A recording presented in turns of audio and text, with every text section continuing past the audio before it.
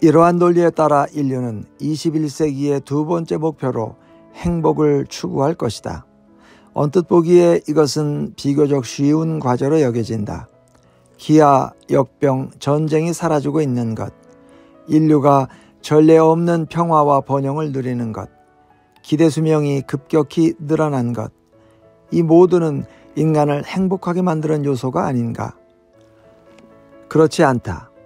에피쿠로스는 그 제자들에게 행복을 최고선으로 규정할 때 행복해지는 것은 힘든 일이라고 경고했다. 물질적 성취만으로는 만족이 오래가지 않는다. 돈, 명예, 쾌락을 맹목적으로 추구하면 비참해질 뿐이다. 에피쿠로스는 적당히 먹고 마실 것과 성욕을 억제할 것을 권했다.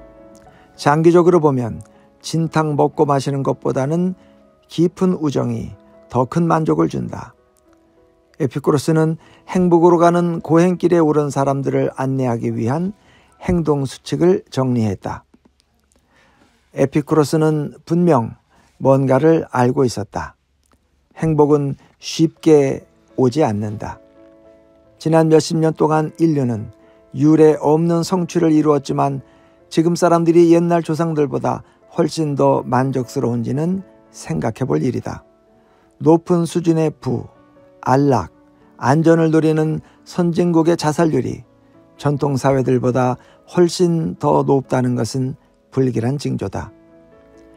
가난과 정치적 불안에 시달리는 개발도상국 페루, 하이티, 필리핀, 가나에서는 매년 10만 명당 5명이 안 되는 사람들이 자살한다. 반면 스위스와 프랑스, 일본, 뉴질랜드 같은 부유하고 평화로운 나라들에서는 매년 10만 명당 10명 이상이 스스로 목숨을 끊는다. 1985년에 한국은 비교적 가난한 나라였고 전통에 얽매여 있었으며 독재 체제하에 있었다. 하지만 오늘날 한국은 경제 강국이고 국민들은 세계에서 가장 많이 교육받은 사람들이며 안정된 상태에서 비교적 자유로운 민주정권을 누리고 있다. 하지만 1985년에 10만 명당 9명 정도의 한국인이 자살한 반면 현재 한국의 연간 자살률은 10만 명당 무려 36명이다. 물론 정반대의 지극히 고무적인 추세들도 있다. 아동 사망률의 급격한 감소는 분명 인간의 행복을 높여주었고 현대 생활의 스트레스를 어느 정도 상쇄한다. 하지만 설령 우리가 조상들보다 행복해졌다 해도 기대에는 한참 못 미친다. 석기시대 사람은 하루 평균 약 4,000칼로리를 사용했다. 이는 음식뿐 아니라 도구, 의복, 예술활동, 모닥불을 마련하는 데 투입된 에너지까지 포함된 것이다. 오늘날 미국인은 하루 평균 22만 8천 칼로리를 사용한다.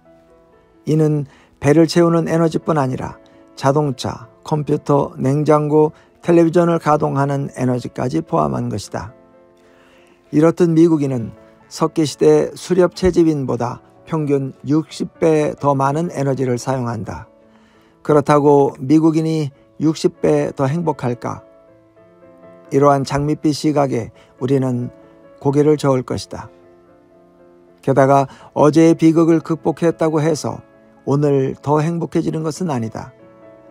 조금 더 행복해지는 것이 절대적 고통을 없애는 것보다 훨씬 더 어려울 수 있다.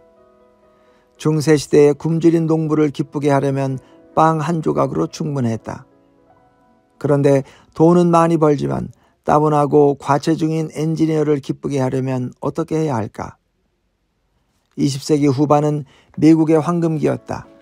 미국은 제2차 세계대전에서 승리한 데 이어 냉전에서 승리를 더욱 굳히며 세계 최고의 초강대국이 되었다. 1950년에서 2000년까지의 미국의 GDP는 2조 달러에서 12조 달러로 늘었다. 1인당 실질소득은 2배가 되었다. 피임약의 발명은 섹스를 전에 없이 자유롭게 만들었다.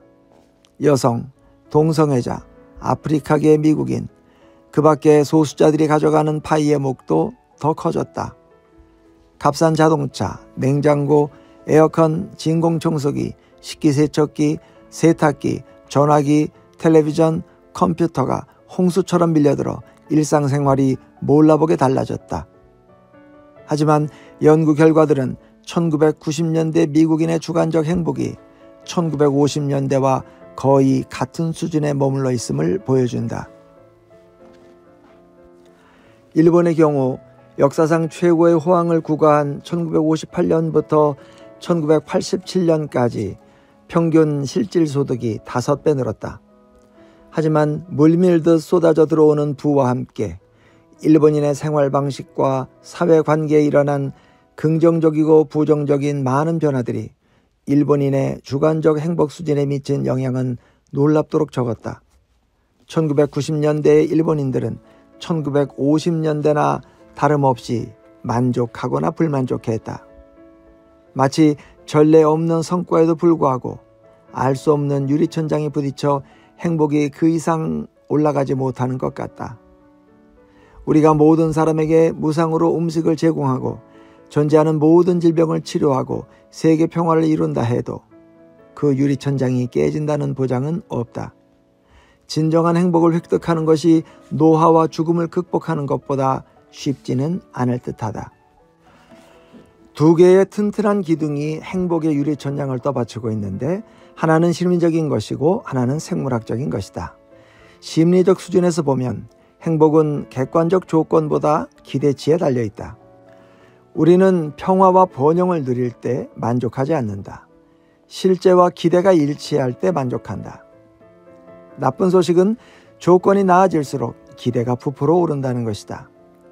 최근 몇십 년 동안 인류가 겪은 것처럼 조건이 확 좋아지면 만족도가 높아지는 것이 아니라 기대치가 높아진다. 이 문제를 해결하지 못한다면 우리는 앞으로도 성취하면 할수록 불만이 커질 것이다. 생물학적 수준에서 보면 기대와 행복을 결정하는 것은 경제적, 사회적, 정치적 상황이 아니라 우리의 생화학적 조건이다. 에피쿠로스에 따르면 우리는 불쾌한 감각에서 벗어나 유쾌한 감각을 느낄 때 행복하다.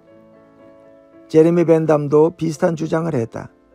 그는 자연이 인간을 쾌락과 고통이라는 두 주인에게 맡겨 그들로 하여금 인간의 모든 행동, 말, 생각을 결정하게 했다고 말한다.